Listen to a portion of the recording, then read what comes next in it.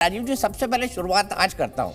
आज नीतीश जी ने एक सिगुफा छोड़ दिया, भैया 24 से पहले भी चुनाव हो सकते हैं। माना मैंने गठबंधन कराने की जल्दी है नीतीश कुमार जी को, लेकिन ये out of the box idea कहां से लाए नीतीश जी कि 2024 के पहले भी चुनाव हो जाएंगे, ताकि नीतीश जी संकेत दे रहे हैं कि जल्दी जल्दी अलायंस करो, कहीं गड़बड़ ना हो जाए।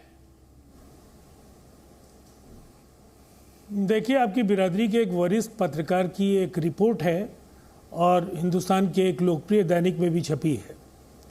नीतीश कुमार जी देश के चंद उन राजनेताओं में एक हैं जिन्हें केंद्र और राज्य में जनता की सेवा करने का अवसर मिला है। उनके अपने सूत्र हैं और उन्हें भारतीय जनता पार्टी की कार्यप्रणाली का एहसास भी है।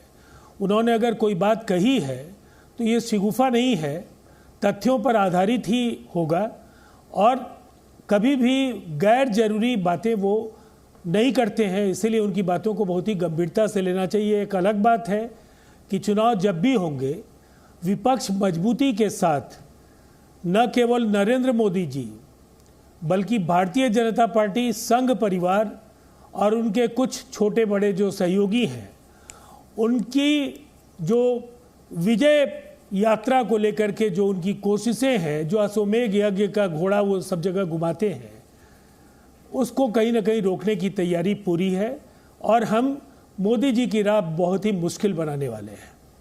ठीक है, नलिन कोहली जी, समय से पहले चुनाव होंगे जो नीतीश कुमार जी कह रहे हैं।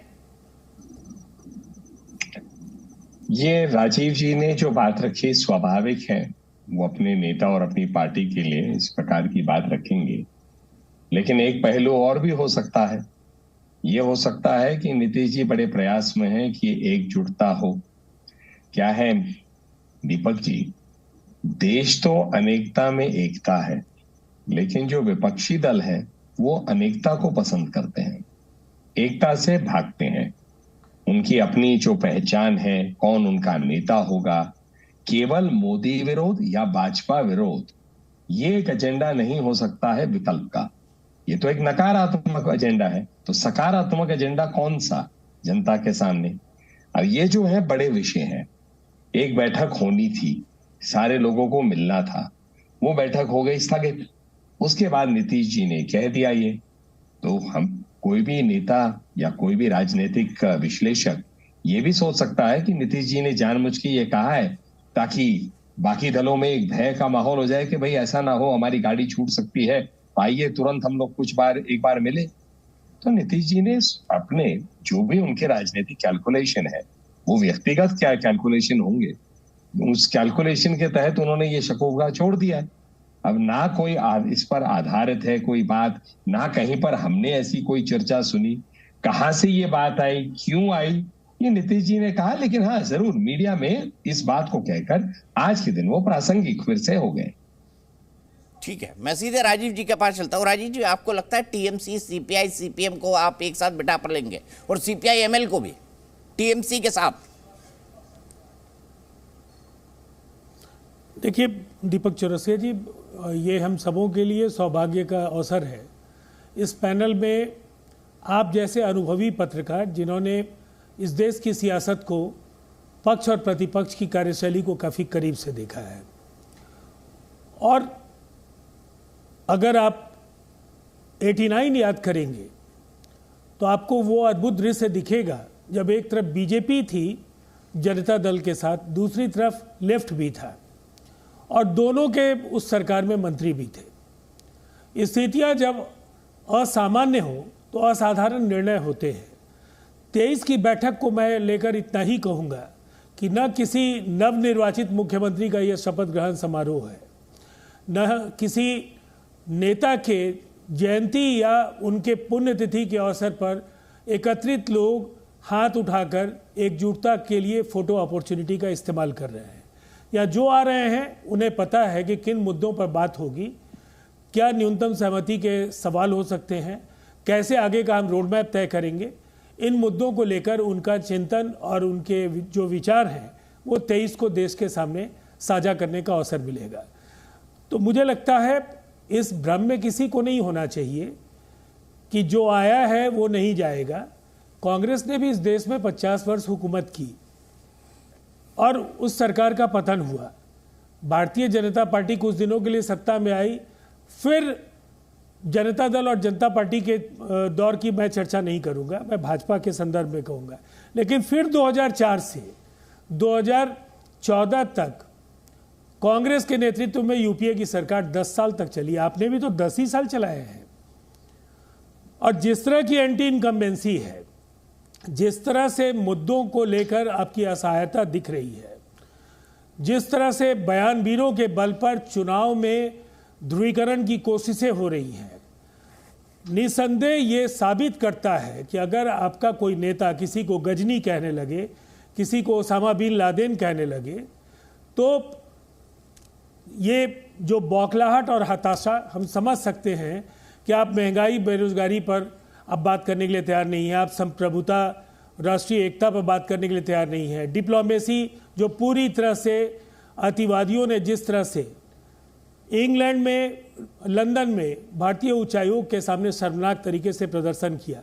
कैनेडियन मिशन भी हम लोग भूले हैं कि जिसमें दागी पृष्ठभूमि के कई खालिस्तानी नेता आए थे और वहाँ जिस तरह के प्रदर्शन हुए। ऑस्ट्रेलिया में जो कुछ भी हुआ, मुझे लगता है इन देशों से भारत के बड़े संबंध के दावे किए जाते हैं, लेकिन वहाँ डिप्लोमेसी का जो बौनापन है वो दिखा। दूसरी तरफ राष्ट्रीय एकता और संप्रभुता को लेकर आप अक्सर ये कहते हैं ठीक है कि हमने वो किया जो पहले की सरकारें नहीं करती थी। मैं केवल 30 सेकंड लूंगा। इस देश ने 47 में कबायलियों को खदेड़ा, 65 में पाकिस्तान में लाहौर तक भारतीय सेना पहुंच गई, 71 में पाकिस्तान के 2 टुकड़े हुए। भारतीय जनता पार्टी कोई प्रभावी युद्ध या आतंकवाद पर लगाम को लेकर के कोई दावा पेश करने की स्थिति में नहीं है। पुलवामा की हकीकत भी देश जान चुका है और उससे उपजा हुआ जो उपजी हुई जो सहानुभूति की लहर है, उसका 2019 में क्या लाभ हुआ ये भी है। थोड़ा शॉर्ट। नलिन कोहली जी जवाब दीजिए। आप लोग बेरोजगारी, महंगाई, राष्ट्रीय सुरक्षा जैसे मुद्दों पर बात नहीं करना चाहते, अतिवादियों के मुद्दे सामने रख देते हैं। राजीव जी महासचिव है जेडीयू की, हो सकता है आज व्यस्त है। सचिव है, कांग्रेस पार्टी सचिव है, महासचिव है। हाँ जी, सॉरी, महासचिव है, माफी चाहता हूँ। नहीं, सचिव नेशनल सेक्रेटरी जेडीयू। हाँ, महासचिव वही नेशनल सेक्रेटरी है वो जेडीयू के। आज व्यस्त रहे होंगे, तो जितने विषय इन्होंने प्रासंगिक समझा देश के लिए, कांग्रेस पार्टी की ट्वीट दिखा दीजिए। महाभारत के ऊपर में कलंक कहकर, न किसी को धर्म कहकर, अधर्म कर, ना उसमें बेरोजगारी दिखी, ना कुछ दिखी, और कांग्रेस के बूते ही खड़ा होना चाहते हैं। 20 साल हमारे साथ रहे, उन 20 साल में ये सारे विषय उनको लगे नहीं कि देश में सुरक्षा को लेके क्या होना चाहिए। देखिए, राजनीतिक अवसरवाद को लेके कोई बुराई नहीं है, वो भी किया जा सकता है, राजनीति में होता है। आप हट जाते हैं, आपकी महत्वाकांक्षाएं होती हैं, आपको लगता है मैं एक बड़ा नेता हूं, मैं अपने आप को आगे प्रस्तुत करना चाहता हूं जनता के, यही लोकतंत्र है, इसको मैं बुरा नहीं मानता। लेकिन उसमें 20 साल की जो भाजपा के साथ आप थे, उस पीरियड में ये सारे विषय जो सुरक्षा को लेके ये सब जो है आपको कभी नहीं खलगड़ी। आज ये बात आपको देश के सामने लग रहा है। अब मैं इसको एक और रूप से कहता हूँ, राजीव जी क्या कहते हैं, नलिन कोहली क्या कहते हैं, आप क्या कहते हैं, छोड़िए ना। जनता के सामने सारे विषय आए ना, 14 में आए, 19 में आए, 24 में आएंगे, जनता तय करेगी। तो 19 में आप मानते, जब मोदी जी की सरकार को थंपिंग मेजॉरिटी मिली, स्पष्ट बहुमत मिली, तो उस समय आप क्या समझते हैं कि देश के जो करोड़ों लोगों ने वोट किया भाजपा को, बेवकूफ है क्या? उनको ये बातें प्रासंगिक लगती नहीं है। उस समय सुरक्षा की जो बातें उठी, सर्जिकल स्ट्राइक को लेके, बालाकोट को लेके, देश को समझ नहीं आई बात क्या? मतलब जनता के साथ कम से कम उतने जनता को अपने राजनीति के लिए इतना बेवकूफ मत कहिए, मत मानिए। जनता के सामने जाइए और अपनी बातें रखिए, इसमें कौन सी बुरी बात है? बाकी चुनावी भाषण राजीव जी जरूर देंगे, तो चैनल पे हम लोग अपना आदान प्रदान फटाफट करते हैं। जी न्यूज़।